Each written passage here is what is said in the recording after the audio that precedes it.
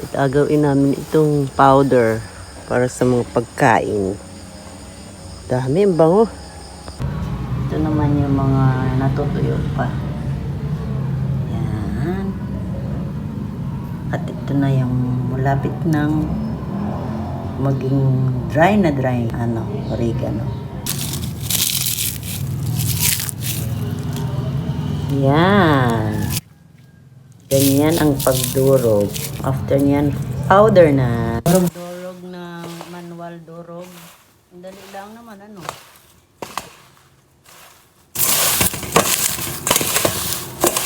madurog ng pinong-pino. Para maganda. Salain para pinong-pino. May kaunti pa. Hindi pa naman na pino yan, Meron ng salaan, meron pang, yan? Ito yung kinalabasan.